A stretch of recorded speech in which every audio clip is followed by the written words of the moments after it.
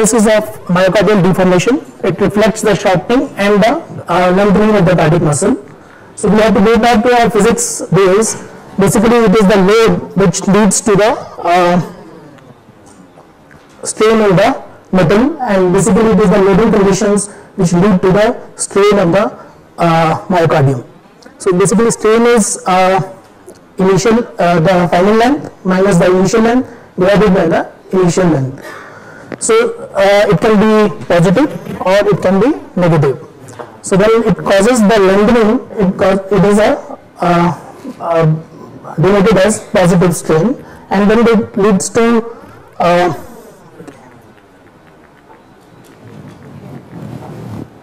shortening, it is negative. So there are two things which are important. One is magnitude and the second thing is direction.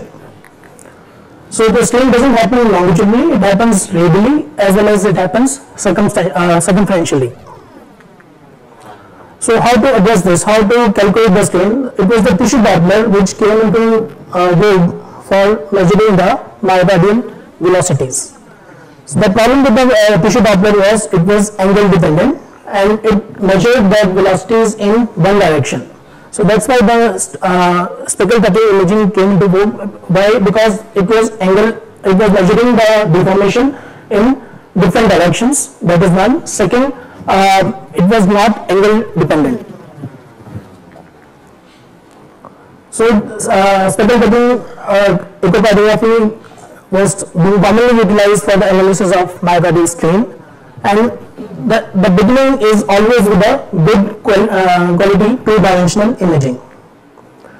So within each segment, the patterns of small echogenic speckles are mapped on the myocardium during the cardiac cycle, which leads and the movements are captured by the software and they are analyzed by the algorithm. So these are the speckles and the whole myocardium is mapped. The importance is the cavity doesn't lead to it should not be mapped, and especially the epicardium should also not be mapped. It should be only the region of interest, that is the myocardium, and the myocardial deformation is studied in various phases of the cardiac cycle. So as I said, it can be longitudinal, it can be radial, it can be circumferential.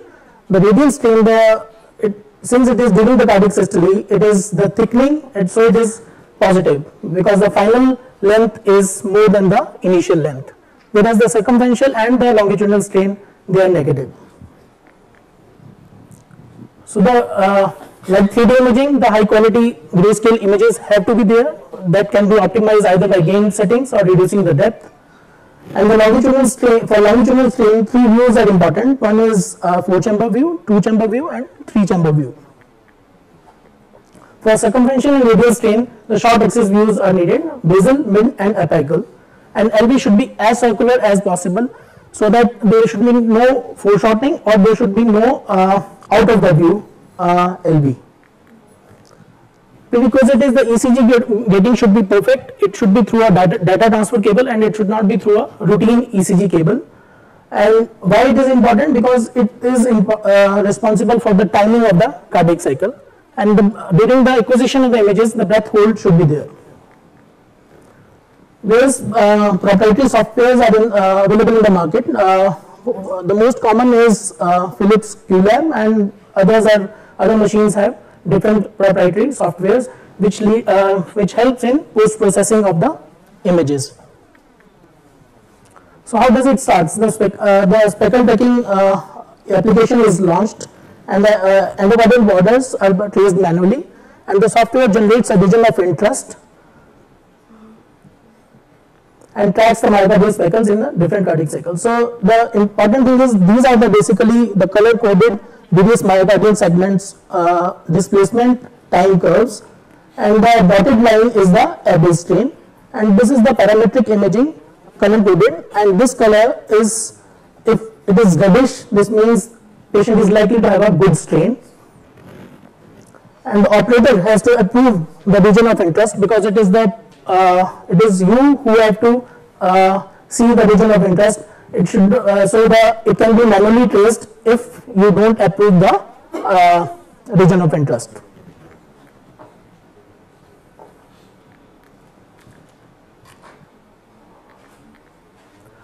So the quad format is when we display the parametric imaging, the displacement curves, the segmental strain, and the myocardial mapping.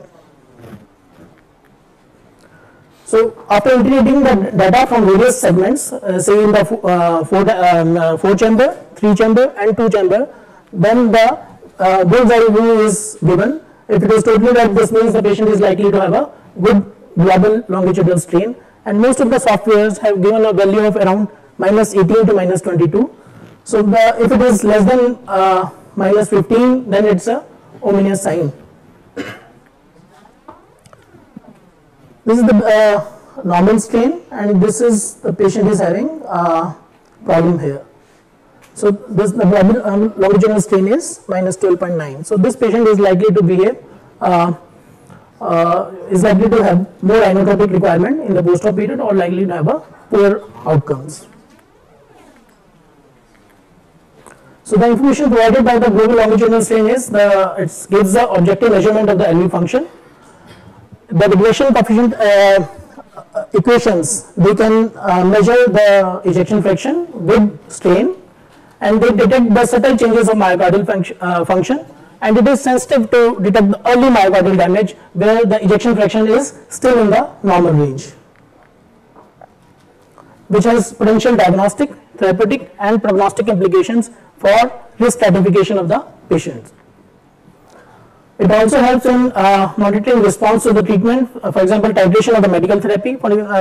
This patient is likely to go on higher inotropes, this patient is likely to require ACE inhibitors, or for guiding the intervention.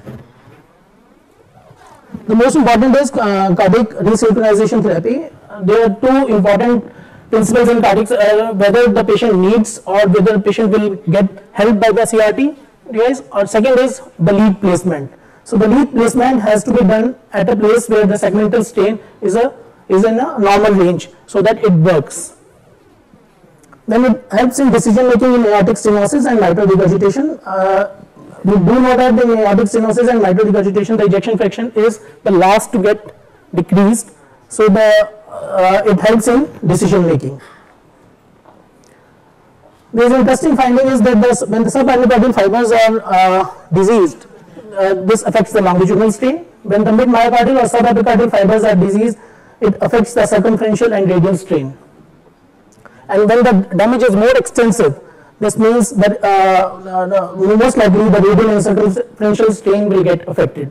So we can diagnose that the disease, the extent of the severity of the disease. Similarly, in constrictive pericarditis, the longitudinal strain will be normal range, and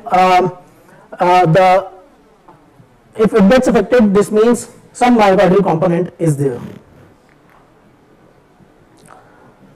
So there are some caveats. The caveat is the myocardial mapping has to be perfect. If the myocardial mapping is slightly goes towards the endocardium, this means it will affect the GLS. So both have the same imaging, but the myocardial mapping is not perfect in this image.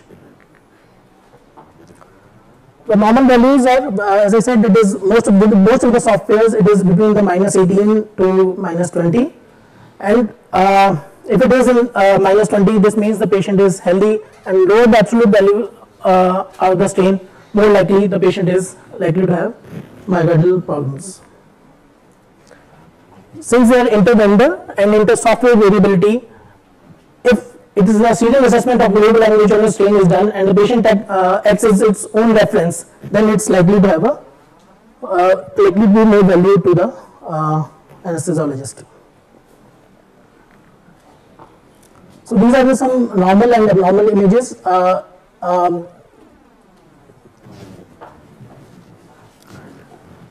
So these are the various values. The longitudinal strain, the circumferential strain, the radial strain. This is the normal value, and if the curve gets shifted up, this leads to abnormality. And similarly, in the circumferential strain, the curve shifts towards the baseline. So this means the strain values are affected. So when the strain global longitudinal strain is almost standardized. So the LS strain and RV strain have come into vogue, and the LS strain is needed for quantification of the diastolic dysfunction. If the LS strain is less, this means the LA contractility is less. So this was the study published in Japanese Journal of Echocardiography, and the longitudinal, the left atrial strain correlated with the diastolic dysfunction or quantification of the diastolic dysfunction in patients with ACS, acute coronary syndrome. For RV strain, as we know that RV is slightly more compliant than LV, so the strain values are much more than the left-sided strain.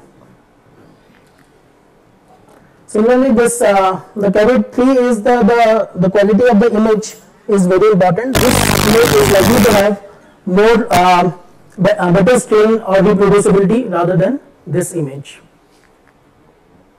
So the clinical applications are to quantify the diastolic dysfunction, the atrial function, and AF risk and embolic risk, and to guide the heart failure therapy, CTR, valve disease, and LV hypertrophy and ischemic heart disease. So just giving an overview of the clinical application, it's the pattern recognition which is important. This pattern is abnormal. This is subclinical dysfunction, and then we can have a regional variation based on the which area of the myocardium is diseased. So the currently it is being used for heart failure, cardiotoxicity, for radiation therapy, aortic stenosis, ischemic heart disease. The future belongs to diastolic dysfunction quantification, regional variation, RV strain, and LA strain. Thank you.